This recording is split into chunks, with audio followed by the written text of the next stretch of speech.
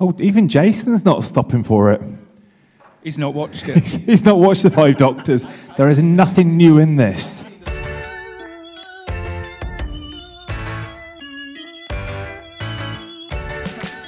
Okay, well, one of the things that we do on our...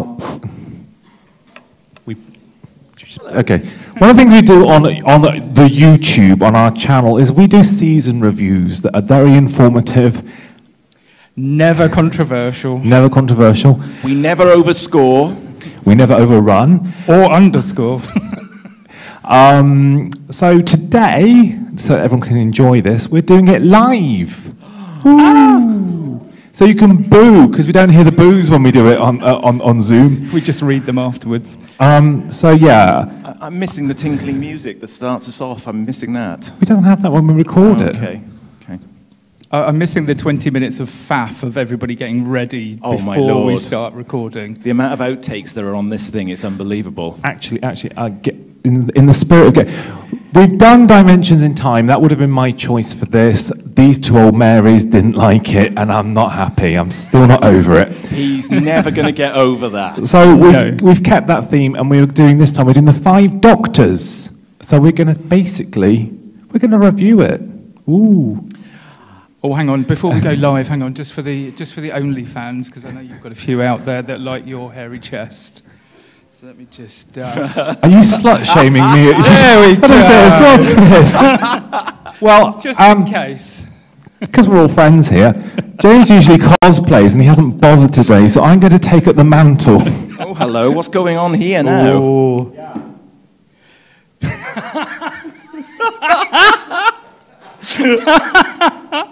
Are you going to roll down a slight hill?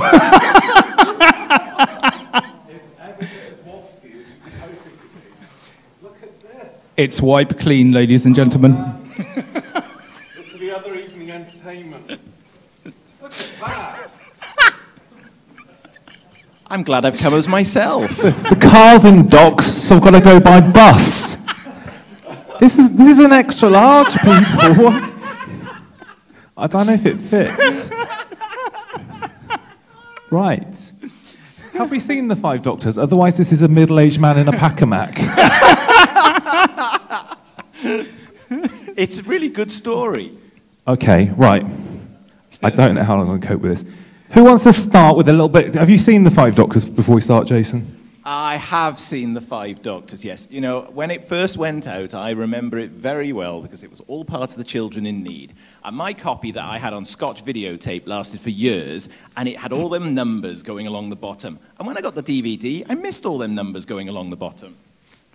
Is that the Children in Need where you gave a cheque over? No, that's a telethon that I gave the cheque over on. No, I was only 13 at the time when this first went out. Your age fluctuates with every review. It changes every time we do a recording. It's true. So, right, Five Doctors. I'll start us off. Okay, go on. He's got a script. He always has a script. Look, he's got a script. I've got a little script by the side of me. Actually, James has got a script as well. So I've got a Pack-a-Mac. Okay. So, should I choose above, between, or below? Lots of doctors, even more companions, the Death Zone, and actually happy birthday, Doctor Who, because it's actually the 20th anniversary. Oh, no, hang on a second. We were doing the 25th anniversary story, weren't we? It means I've watched Silver Nemesis and not the Five Doctors. Oh, it's a good script. It's a good script. So unlike you to watch the wrong episode. So unlike you to watch an episode. I'm a big Doctor Who fan, if you don't mind. So, okay, let's move on to someone who's seen it. James, what would you like to start as saying that you like about Doctor and the Five Doctors? I like lots about the Five Doctors. For me, the Five Doctors is like the equivalent of Doctor Who comfort food. It is, I know your favourite is Genesis, and you put that on a Sunday afternoon, but this is the kind of thing I would put on a Sunday afternoon to just cheer myself up. It's 90 minutes of glorious, bonkers fun.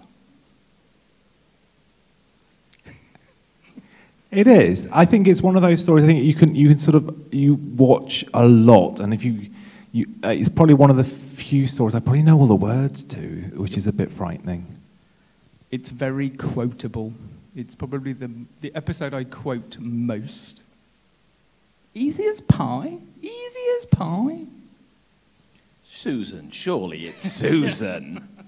Or, look, grandfather, the TARDIS. Which was right next to us. How did we miss it? It's interesting because, I mean, it's one of the sad things, isn't it, that you don't get Susan, because they obviously decided it's too expensive and too much effort to show her getting captured.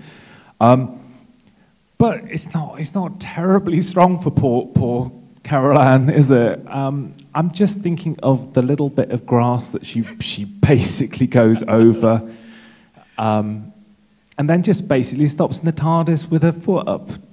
And Turlough going, yeah, we're going to die. Going, it's big, isn't it? Yes, that is the line. Another quotable one. Great balls of fire. Pertwee is on fire with it, though. He's loving being back, though, isn't he? Absolutely. And, you know, actually both Pat and John, I think, particularly in the scenes towards the end when they're in the tomb of... the tomb of Rassilon.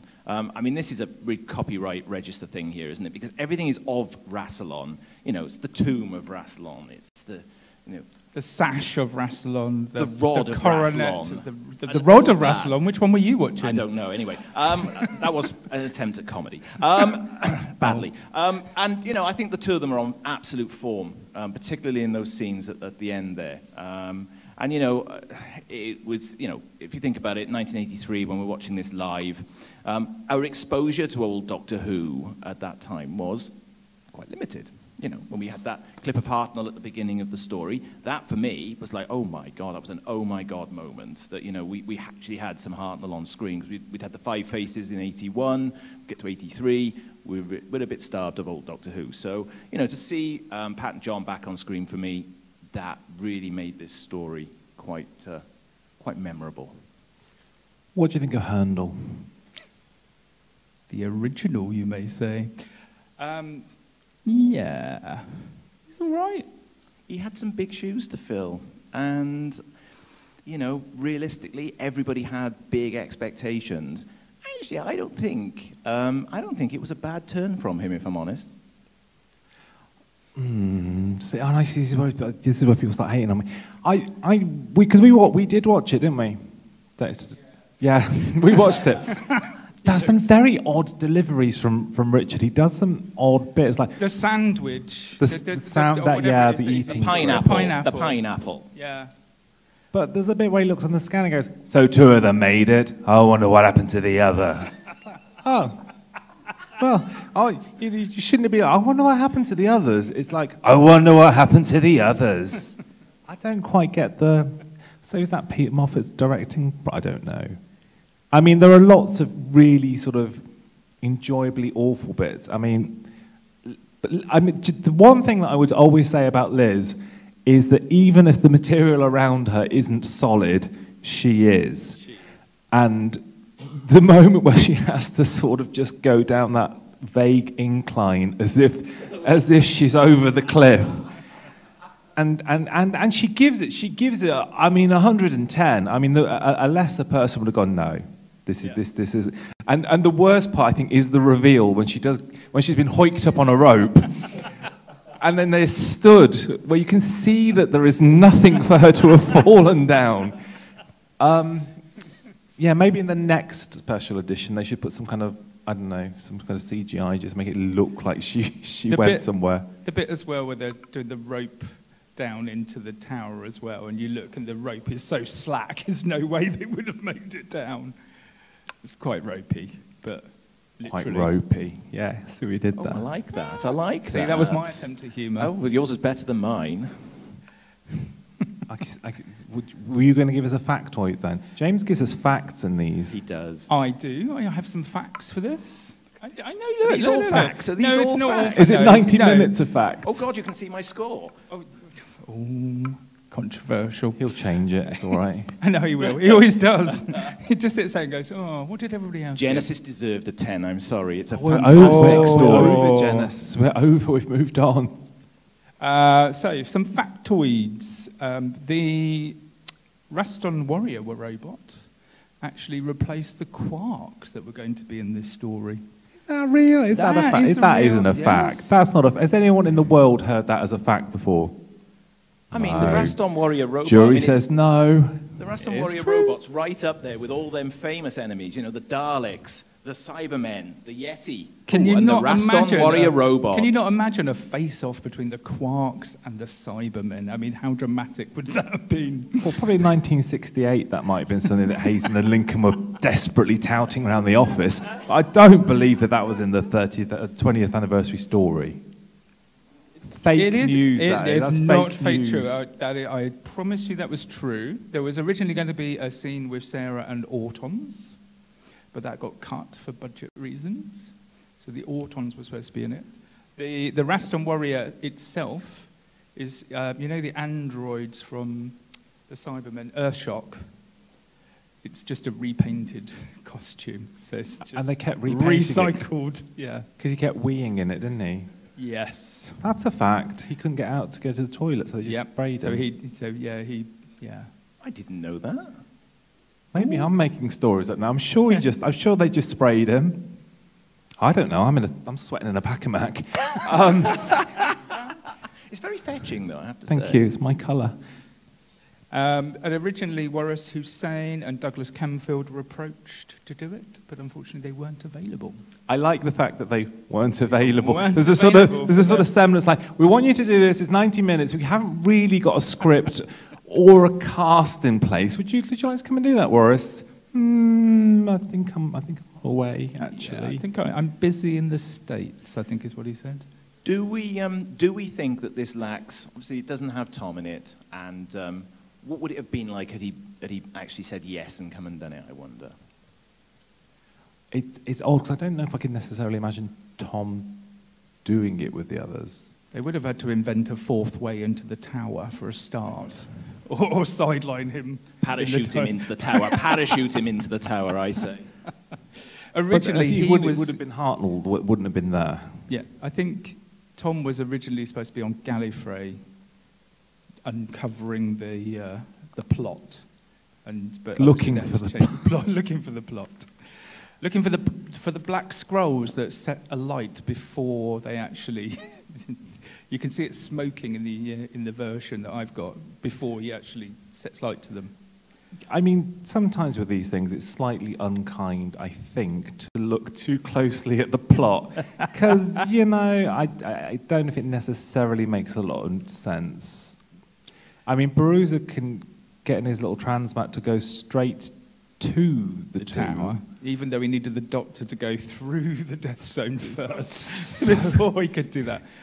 I'm not quite sure what don't think of the plots too closely. I think that's a moral for life. Or the fact that Richard Herndl just walks across the chessboard. So even though sort of anally does his easy as pie and just jumps all over the place, he just strolls across and just goes, oh, what's the problem? Yeah, that's not... I got very excited when this went out because I loved the new TARDIS console design. Yes, new console's nice. Mike Kelt, who did that? There we go. Your Celt. Mike Kelt. Good. It's good to know. So, the thing that sort of struck me as quite good, actually, when are we going to get a Baruza chessboard? That's what we want. That's the Hero Collector question that I was thinking when we were doing this. We want to be able to move the people around. Take the feedback back Monday. Like that. I do love that sort of thought that Baruza has sat there and gone, I'd have the first Doctor with Susan, and I'll have the third Doctor with Sarah Jane, and I'll the fourth Doctor in the second Romana. He's sort of pre-cased them, hasn't he, in the vortex? And gone, oh no, that's a bit of a dry period. I'm not scooping there. There were some quite odd companion cameos, I think, in this as well. But it's a nice nod, I think. I think it's a nice nod when you get them. I mean, again, it doesn't make entire sense, but I think with the Five Doctors, nobody really cares because it's just lovely to see everybody there. It is just nostalgia. It feels celebratory, I think. It is one of those episodes when I was growing up watching Doctor Who, there were certain episodes that you watched, and there was always the regeneration episode. There was always when someone joined or left. Anything which had the TARDIS interior in it. Was always, you know, bit of action in the TARDIS, and anything that involved Gallifrey. So you tick a lot of boxes with this, because it's got companions returning, it's got scenes in the TARDIS, it's got scenes on Gallifrey. So yeah, what's not to love about this? And bizarrely, I don't think it's possible to meet Paul Jericho without actually asking him about the mind probe. I did actually. I had a virtual question about that this afternoon. I was going to definitely let that through. I mean, the mind probe is just a fantastic line, isn't it? But he gets all the bad lines, because he has we have a power-boosted, open-ended transmut beam. Like, and don't forget the harp of Rassilon as well, by the way. The harp of Rassilon's a nice. Harp of Rassilon. The horn of Rassilon's effective throughout, though. That's what it's called. The Horn of Rassilon. That's the... Oh, yeah. There's a Big Finish series here, isn't there? What, the Horn of Rassilon? Yeah.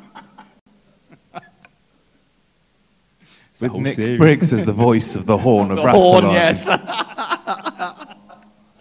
As if. So, is there anyone you think they should have had in it that they didn't get in? Well, I would have loved to have seen Joe come back. Which, again, I mean, don't want to name drop who we've been talking to today, but Katie, when she heard that we were doing this, said that Liz had said, "Oh, thank you for not doing it, because I just ended up with your lines and having to put my infliction on them." Which I think is slightly unfair, but because I think, I bless him, Terence had a lot to deal with. I think, you know, because I know Debs was meant to come and do it, and then she got a Dave Allen series. And yeah, there was a few last-minute switches, wasn't there? So they sort of had to do a bit of a rewrite. The question that sort of struck me actually most when we were watching it the other day, and I don't know if anyone has got a possible answer for this, is when the Brigadier leans on that hole in the wall, what is the Cyberman actually doing? He's just groping, isn't he? And then they batter it, just say, "Get off," and he's back. You see him go for another little... What is that? Oh, what exactly? Absolutely. Yes. It's slightly strange. I mean, the irony as well of that is that like, oh, we never let the Daleks and the Cybermen play. They play too well. The Dalek shoots itself in a mirror. And it's one of the scrappiest looking Daleks I've ever seen. Well, they were saving the budget for next year to get the rest of them in. The same was with the Yeti, because it was the original Yeti costume, but it was so badly deteriorated, that's why you barely see it in the dark, because it wasn't good enough to put on screen. I know the feeling. Especially in that Mac. You'll be buying this later. He's going to be wearing that for the bingo later. Oh, I can't wait. Just that. The other thing struck, we really like Dinah Sheridan. It's a little shame that she didn't get any more episodes. I think she gives a very solid performance. Ooh. Yes, I would agree. Oh, they're leaving me hanging here, aren't they?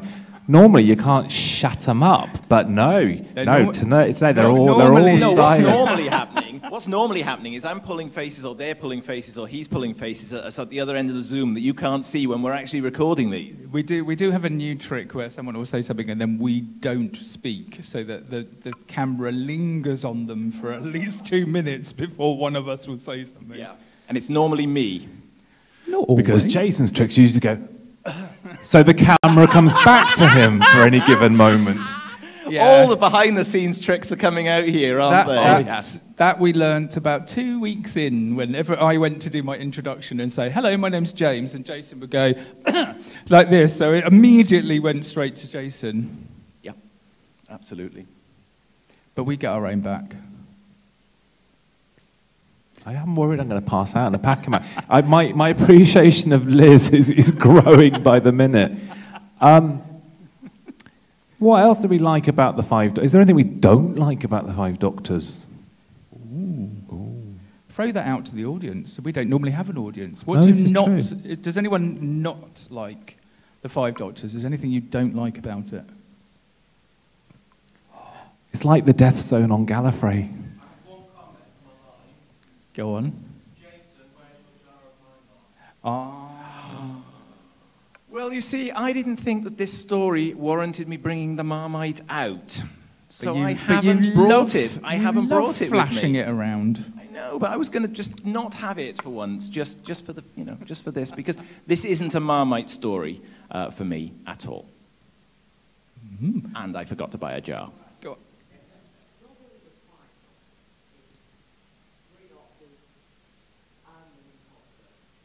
Oh, an imposter. It's 3 doctors and an imposter. And a cardboard cutout. Wasn't it a waxworks dummy? It was, yeah. They nicked his waxwork and put it in the promo shots. But the Shard bits really drop in well, don't they? I think if you literally didn't know that was, you just think, oh, didn't want to come back, but they did a lovely bit on a punt. It's true. Okay. It is a nice scene. Don't believe it. It's a nice scene that's added in. But yeah, you are right. It's not the actual First Doctor, but... oh, now you're being picky. Well, how many... Well, let's not go down the timeless child route, but... Oh, God, no. But another plot that we thought was slightly odd and nobody ever mentions is that they're like, oh, Master, do you want to help us? You can have another regeneration cycle. Well, yeah, as if they all actually get another go. Yeah, first mention of a brand new regeneration cycle. Oh, we have...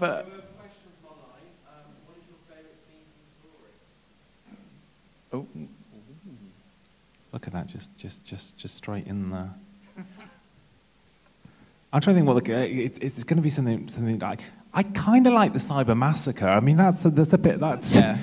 I like that. When the Cyberman throws up, that sort of. Oh, it's not really that specific it's really part. Quite vicious, isn't it? You just that sort of like couple of minutes of the Cybermen being... I mean, they get a really bad time in this, don't they? Because if they're not being killed by the Rust and Warrior robot, they're being electrocuted by a chessboard. So, I mean, it's But they're also quite camp, aren't they? I like the Cyber Scout that goes, and then he goes back, I have found the ones from the TARDIS. Oh, get you, love. Detonate. Yeah. They are a bit kind of They like... are a bit, yeah, they're a little bit... I do not believe your lies. They've suddenly they've lost the detachment, haven't they? They've been stuck in the death zone for a while. How many squads of them are we meant to think are... Again, we don't use the Cybermen. They play too well. How many of them are just rocking around the Welsh hills? It's the end scenes for me in the tomb. I love it when they're all there together. To win is to lose, and he who wins shall lose. Yes, that's the one. Any more online questions for us? Oh, it's overshadowed by the Mac. It is. And I also like that, I mean, again, Liz, ever the pro, because she hasn't got the handbag on the location, she hurls it when she gets scooped. She's like, I won't need that later. It's true if you watch. It's quite deliberate and gone. It's nice to see a story where K9 doesn't get blown up or something at the beginning to just explain why he's not in the rest of the story. It's just a gate that stops him in this one. But she seems to live outside a lake as well, doesn't she? I've seen the Five Doctors more times than I would care to say. But it does look like she lives in front of a lake. Yeah. But isn't she meant to live in sort of Croydon or something? In later on. Oh. This is her first. This is a holiday flat. Yeah. Staying with a friend. Oh. Oh, look at them, they're looking blankly. Oh. The audience are like, is it usually better online? It's like, it probably is usually better online. What else? What else would you say that you liked about the Five Doctors? Well, I love Bessie being in it. Yeah. This would be one of those moments where we would just leave that hanging. Though, don't you? Yeah, you I do like about Bessie. I always talk yeah. about Bessie. Whenever we do a season review and Bessie's involved, I actually like the car, genuinely. And Great Balls of Fire, and John driving at not a great deal of speed down that road. I think that's my favourite sort of moment where one of the characters gets picked up is when he's driving along and he thinks, oh, I've got rid of it, and then it just suddenly swoops down on him.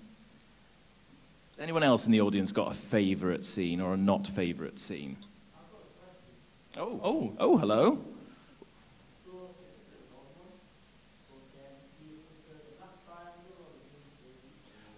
The ice cream swirl or the original? I am a fan of the new squirrel, not the black triangle. Triangle. Oh, I knew you'd say that. I'm a traditionalist when it comes to my Doctor Who. I think I prefer the ice cream swirl. It's slightly... I just have to disagree with Jason. I think that's basically the situation. He always disagrees with me. Whichever one he's going to go for, I'll go, the other one. With me. We like that. Because, I mean, that's actually one of the joys of the Five Doctors, is there's so much deleted material and things like that you can see. So you can see, again, I'm like some kind of Liz Sladen Stan here, but when she has to hurl the rock down the cliff, missed. Well, you can take the lot out there. Oh, look, this is very... Were you doing the rock thing? Were you throwing the... Who's doing the rock? You missed. I did miss. I think Richie was going to say something there. Go on, Richie. What were you going to say? Go on, Rich.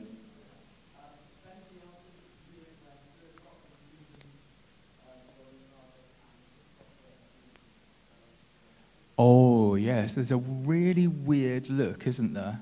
Like, hello. Hello, grandfather. Which version of the Five Doctors have you been watching? No, honestly, if you watch Peter Davison, there is this moment where they exchange a look at the console just for a second, and it's really pointed because then the first Doctor, the imposter one, interrupts them, and it's really odd. It's like he doesn't want to take his eyes off her. Bit weird. That's a whole spin-off we don't want, isn't it? It's all right. We just found out the 6th Doctor fancies the 13th, so I mean it's. Oh, yeah. Peter Davison's got a lot of eye makeup on as well in this episode. That's the other thing that hits me when I watch this.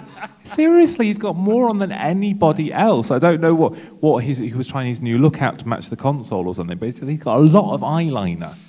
We haven't talked about Tegan's new outfit for this either. Well, we have now. That's it. Move on. I wonder if there was a good reason why we haven't mentioned that, actually. Not a fan? No. Oh, hello. Dexter is waving at us.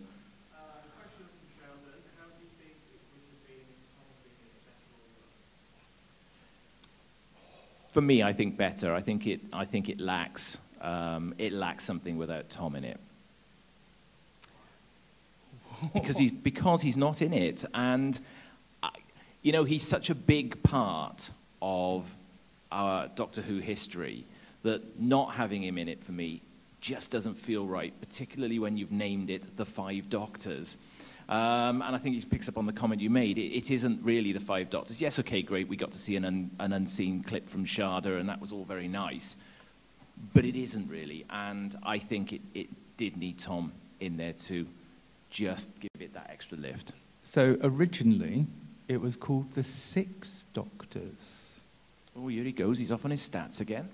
And the original plot was that the Cybermen were going to take over Time Lords, and very much like the Jodie Whittaker story that's just gone out, they were going to be turning into Time Lord versions of Cybermen. I'd love to know where you get your stats from, Stato. I really do. Wikipedia. Always with a pinch of salt. I actually disagree. I think actually I'm quite happy Tom's not in it. I mean, he is in it. I mean, that's not contrary at all, is it? No, it's not. He is in it. He's in it. But I just think I don't see him being stood next. And do you know what? I love Peter, but if Peter and Tom were on screen together, I'm not sure that Peter would come off too well. I was going to say, the presence of Tom would be quite overpowering. Yeah, I'm not quite sure which of the Doctors he would have the better relationship with. I think he would have to be on a separate story strand rather than with the others. I think I'm just mindful of that anniversary shot. Was it the 50th anniversary shot where they were all interviewed on stage and Tom's just sort of sat at the end of the sofa? He's like, I think I know who these other people are, but I'm not too sure. And And I think that's part of Tom's sort of magic, isn't it? And even Dimensions in Time, where he basically gets persuaded to put the hat on and stand with a microphone to shout. Hello, darlings. Yeah, it's kind of like, do you know what? I am Doctor Who, and I'm not hanging out with the others. And I like that slightly mysterious aloofness. And let's be honest, Five Doctors, 83, we wouldn't have had Tom and Lala in it together, would we? No. So, you know. Has anyone any questions or thoughts? No, look. I feel like I've died on this stage more than I've died anywhere else. No, we haven't. But you still look pretty in that Mac. Thank you. I don't mind telling you I'm slightly wet.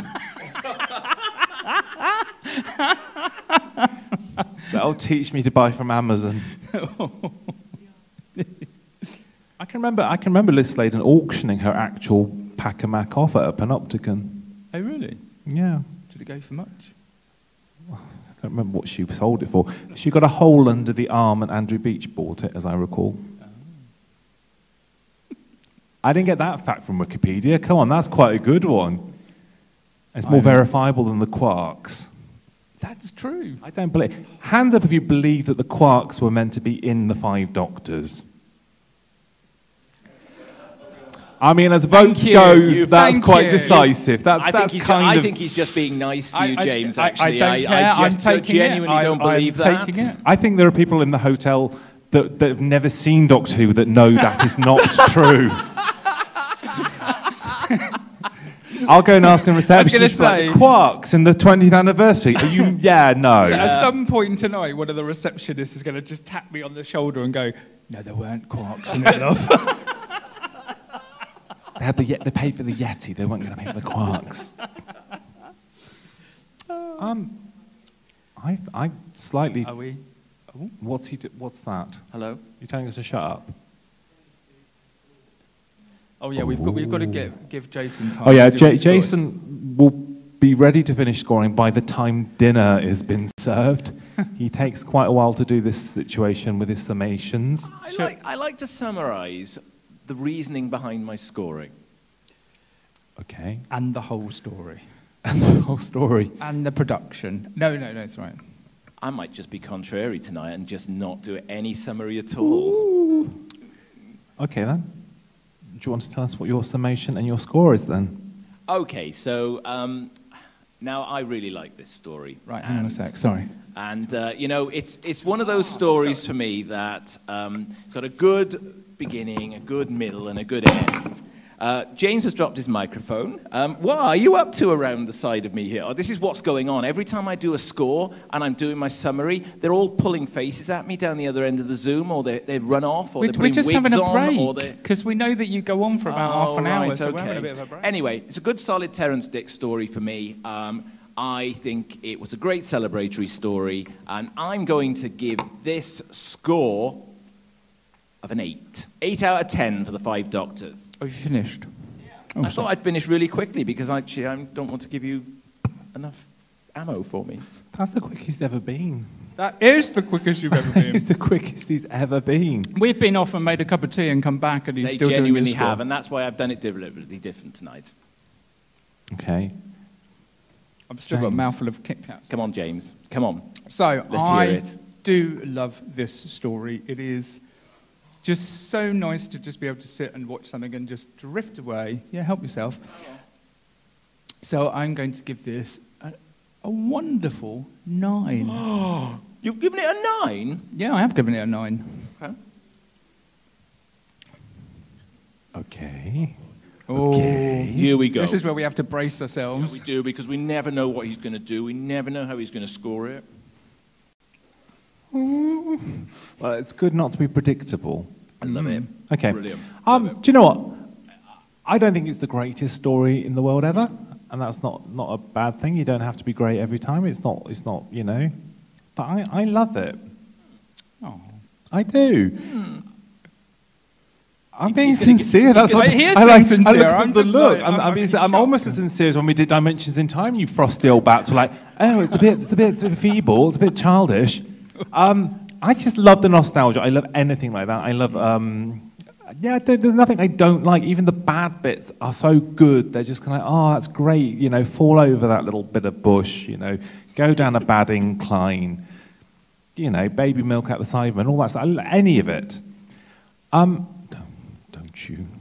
Ooh. Okay. Well, anyway, my score is it's never too early.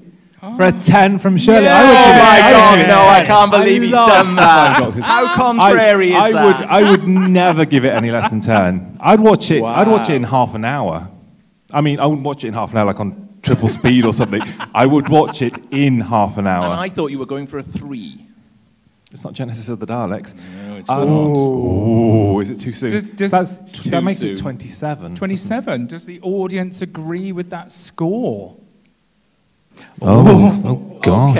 Okay. So we have some differences of opinion in the audience. So where would you score it, sir?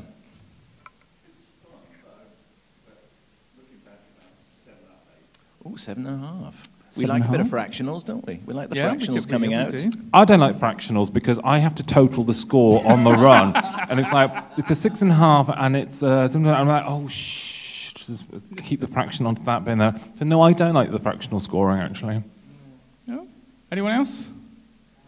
10. 10. We love the 10s. 10. The 10s Thank we you. love. It's 10 all day long. Oh, see, there you go. It's Richie. So quotable, isn't Richie, it? honestly. It is quotable. It's an entrant coder. It's all good. In the shape of a giant bell. Why would you not know that? Stylistically is what you'd want. Right. Well, thank you very much for enduring that. I genuinely promise that the ones online are slightly fruitier than that.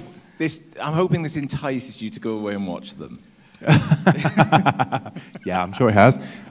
We're halfway through season 7, so I mean, if you join us next week, we're on not here. I mean, please don't come back here and expect this. Are we on the latter half of season 7, aren't we? We've still got. Yeah, I'm still very badly cosplaying. You are brigade leader, and we have quite the debate in Ambassadors of Death, as I recall. Oh yeah, don't hate me. Yeah, so thank you, everyone. If you would like to make an offer on the Pack-a-Mac, please get into the Fantom DMs, and we're open to that. But other than that, thank you very much. Thank you.